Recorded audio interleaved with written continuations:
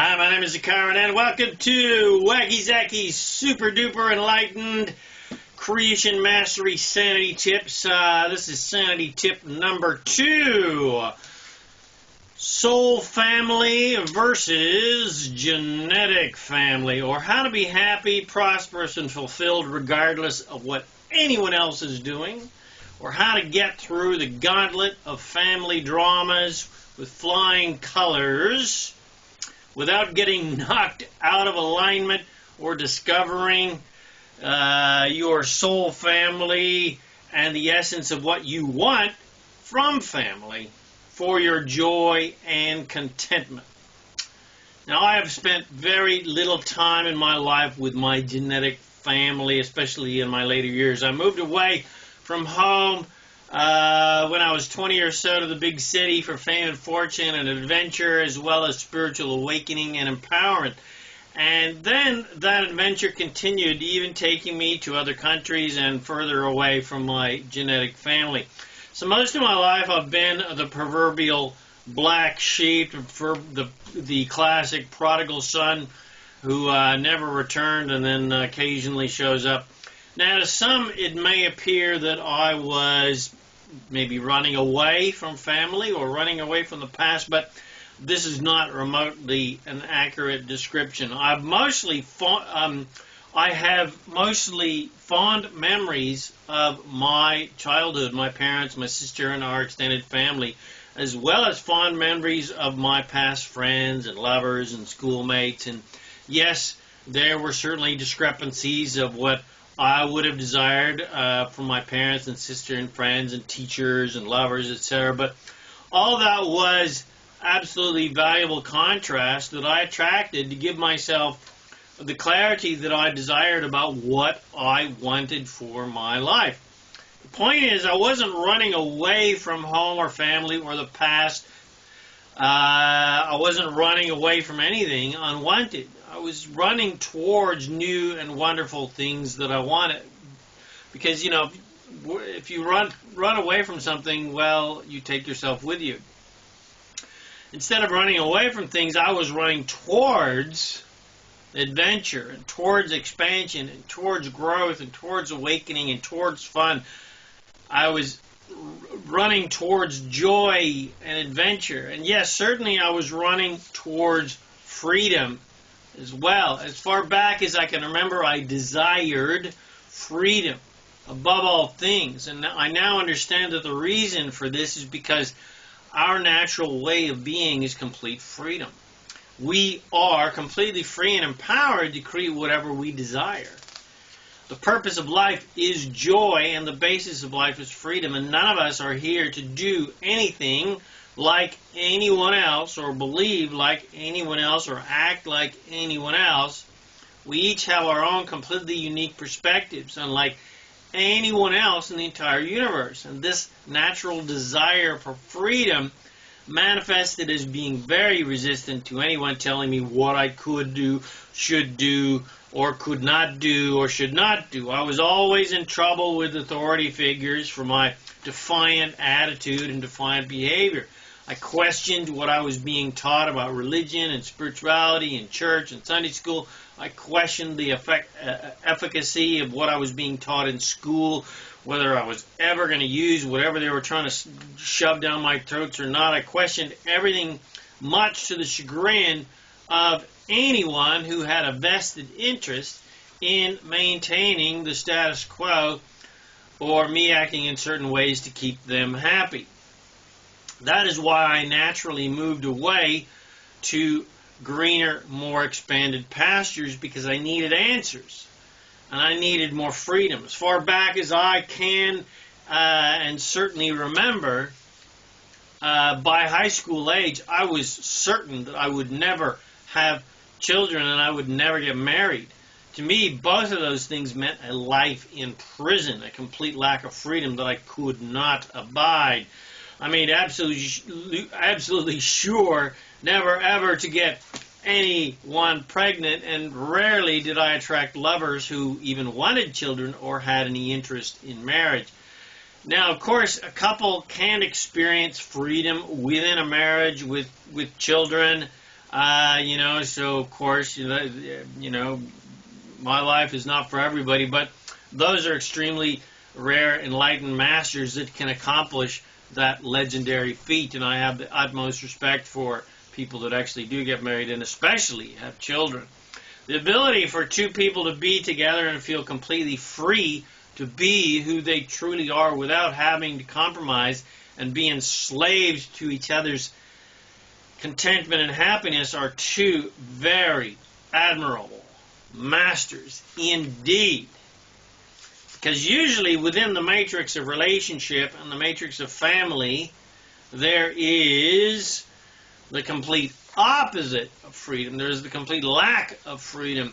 And the essence of that lack of freedom that tends to plague the family matrix is the number one entrapment game that most people play in general and in life, which is, it is your job to act in certain ways to make me happy. This mandate begins as soon as you become semi-independent in your thinking as a child, especially as the stress levels of your parents grows to breaking point. Parents are looking for relief from that stress that is caused by life and money and relationship, and that of course includes you. And because they have very little control over adults to act in pleasing ways to make them happy, you as a child are perhaps a little more moldable to potentially give them some relief if they can get you to act in pleasing ways.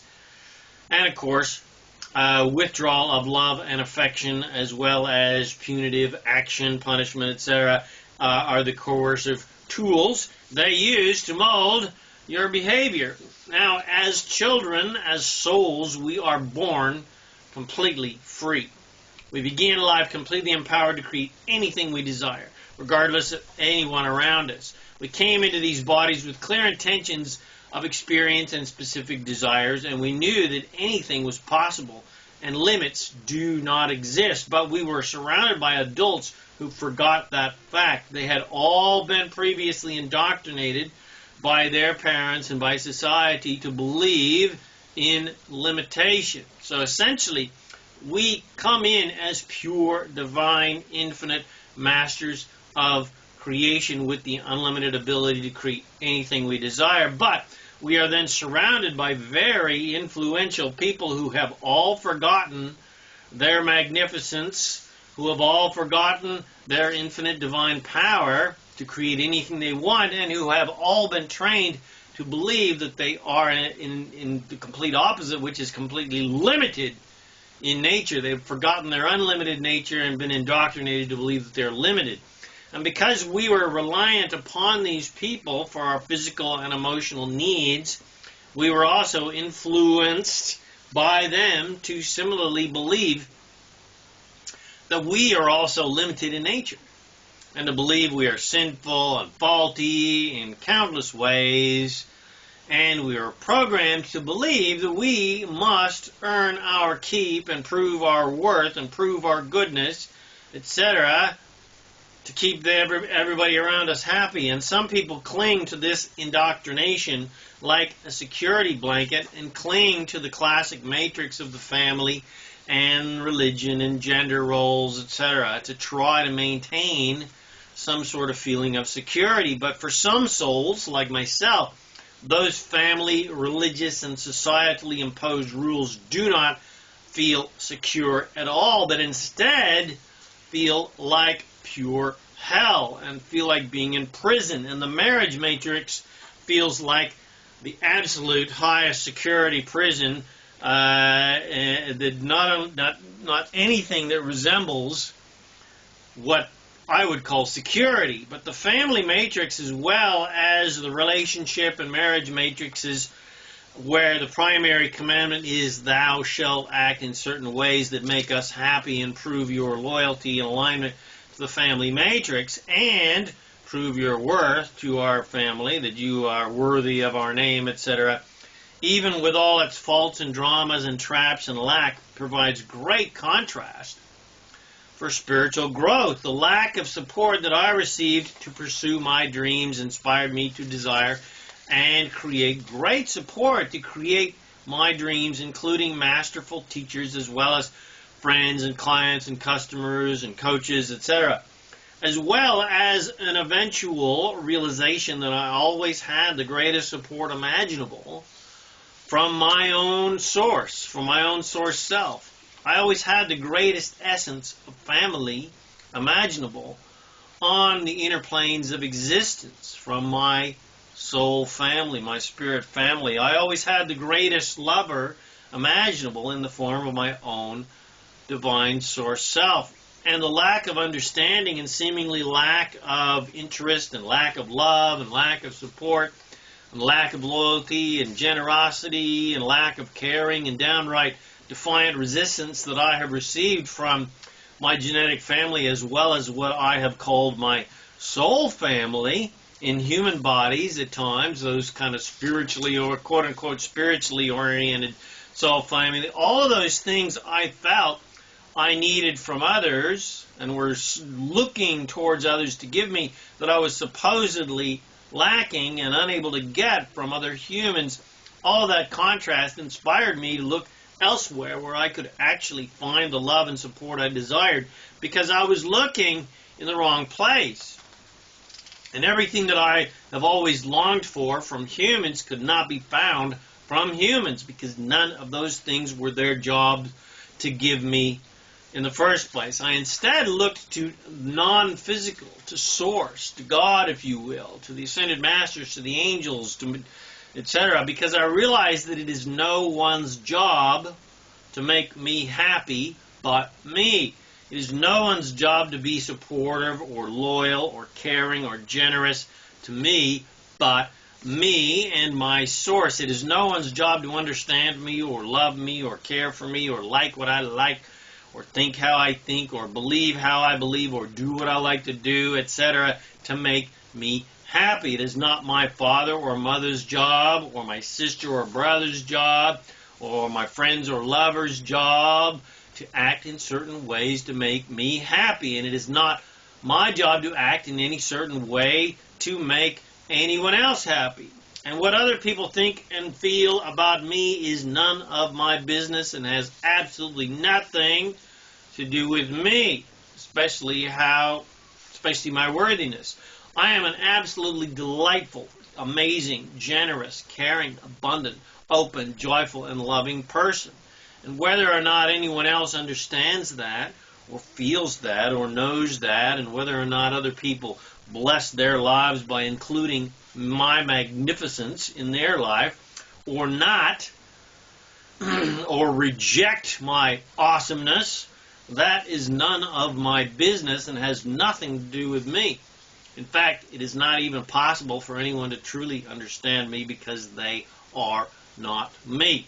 No one can possibly really care for me or love me or cherish me or appreciate me unless they truly care for and love and cherish and appreciate and unconditionally love themselves first. And if people don't get me, don't love me, don't support me, don't like me, don't understand me, etc., well, that is none of my business and has absolutely nothing to do with me and is 100% out of my control. And I am looking in the wrong place for that love and support from the wrong people. I'm looking for something that I already have. I think it's somehow missing, that I've lost it, but I already have it. But I somehow believe that, I've lost it. I'm looking for something that I believe I have lost, but I have already have, like the lost pair of sunglasses that are on my head. The key to getting what you want is to first understand why you want it, and then knowing where to look to find it. If you're a gold miner, you don't go searching for gold on the plains.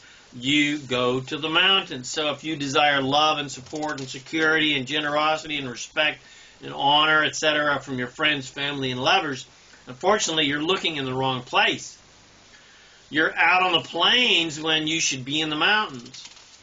Yes, you can jump through hoops to conditionally receive love and support from others. I will emphasize conditionally, if you are adept at pleasing them to deserve their support. But if you are tired of playing the game of conditional love and conditional support, where you only receive love, honor, and support and respect from others if you scratch their backs and dance to their tunes, then you might try looking in the only place where you can actually get what you truly want, which is unconditional love and unconditional support, not conditional support, not support that is dependent upon you jumping through their hoops, where you're loved without strings attached. Unconditional love is where you are loved regardless of conditions, where no strings are attached, where there are no fiery hoops to jump through and no conditions to be met to get what you want, where an unlimited supply of everything that you want is always there and always growing and always expanding, and that unlimited supply is always there for you unconditionally from your own source, from your source self. Humans can't really give you what you want. They don't know you. They don't even know how. And it is not their job to do so. It is no one's job to love you or make you happy in any way, because no one can create for you. No one can create your happiness or security or prosperity, etc. for you. No one can create a feeling of being loved for you. Only you have the power to create those things in your life by realizing that everything you want, you already have those things, and you already are those things. Everything you desire, you already are. That love and respect and loyalty and support. You haven't lost it. It hasn't, and you don't need to find it. You already are those things. There is no such thing as lack. So anything you believe that you lack is a complete lie. That was drummed into you by society. There is no such thing as a lack of love or a lack of money or a lack of resources or lack of talent or opportunities, etc. There's no such thing as a lack of anything. This planet and this universe will expand to match your desires without exceptions, unconditionally. No exceptions. The universe never judges any of your desires as being wrong or bad or sinful or greedy or unreasonable or impossible, etc. You are the captain of your own ship, and any orders you make, the universe says, "Aye, aye, sir," and jumps to it without question, and the crew gets to work making that order happen. No conditions, no doubts, no judgments. And what human can do that? No one. Humans can be cooperative elements in your desired creation, or uncooperative elements because they have similar or contrary desires, but that is all. It is not any other human's job to create anything for you. So whatever you want, always ask, why do I want that? Why do you want the love and support from other humans?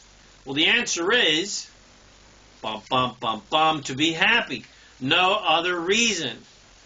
Yes, to feel good about yourself, but why do you want to feel good about yourself?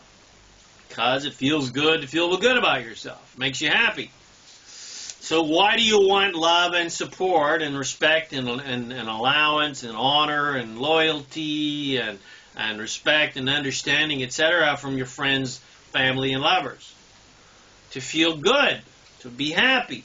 So if all you really want is to be happy, feel good, then why not just cut out the middleman and get happy and feel good regardless of what other people are doing for you? Why not take control of your own happiness, which is the only thing you have any creative control over on planet Earth, because you damn sure don't have any control over what other people think, believe, feel, and do, and most people spend their entire lives trying to exhaustively and futilely manipulate themselves and other people in order to feel happy, which never ever really works, because no one can hold their focus upon you 24/7, and it is not their job to hold their focus on you. And so they never really attain any real degree of satisfaction, joy, and fulfillment, because they're looking in the wrong place. You can't get what you want by looking in the wrong place. So where should you look for what you want? Always to your own source, to your own infinite, perfect, all-powerful, magnificent, divine source self that has already vibrationally created every single one of your desires in vibrational reality and has already become everything that you wish to be, do, and have in your life. The love and support that you desire is always there for you 24/7, completely unconditionally from your own source. That's why I use the word source, because the source of everything that you desire is held by the source of who you truly are. So, how do I connect to that never-ending infinite supply of love, abundance, well-being, and support from my source? First, you've got to understand that you are always connected to it. You are always connected to source. Always. Source never, ever disconnects from you. Ever. So it is only you that pinches yourself off and temporarily disconnects yourself off from source with your limited thinking. It is only your resistance and limited beliefs and bad feeling thoughts that disconnects you from your own unlimited supply of divine love. So the answer to the question of how do I connect to source is just don't do stupid limited things that sever that connection. Think good feeling things that maintain that connection. And do good feeling things that maintain that connection. So think good feeling things and do good feeling things that are in alignment with your source, and you'll feel good and you'll always be connected to source. There is nothing to find or discover or fight for or strive for or work hard for or sacrifice for or struggle for or deserve or prove to achieve that connection. There is nothing to learn or earn or achieve to get that connection, because it is not something that is gone or missing or that you have lost. You already have it. You just believe otherwise and are thinking thoughts that are disconnecting you from it temporarily. And in fact, all of that hard work and desperate action and striving and sacrifice and struggle only further maintains the disconnection you believe exists. And so you keep searching for something that you can't find. So it is time to surrender to your awesome magnificence and surrender to the infinite blessings the universe is trying to give you, but cannot because of your addiction to hard work, sacrifice, and struggle, and proving your worth, etc. Your key words, your master keys here are allowance and surrender and stillness and joy and focus. And your key actions are, if it feels good, keep doing it. If it feels bad, stop doing it. And every day, dedicate the morning solely to yourself and your personal alignment to your source, to your desires, to prepave your way every day by meditating and affirming and visualizing what you want that brings you joy. Get into my Master Keys of Success and my Daily Success Rituals series to get you into a surrendered, allowing state and put you on the path of most allowance to easily create whatever you want in your life. All right, I hope you enjoyed this vodcast. If you did, share with your friends, bless them with these amazing teachings. If you got something from it, hey, comment. Let me know how you liked it. Subscribe to my YouTube channel so you get more notifications of my newest videos. Come visit me at ZaKaiRan.com for more self-empowering goodies to help you become a conscious, deliberate creator of reality. My name is ZaKaiRan, and I help success-minded people create the happy, abundant lifestyle you love. Thanks again for watching my video or listening to my podcast, and I wish you immense joy and abundance on your magnificent journey of divine creation. And remember to make life a holiday. Woo-hoo!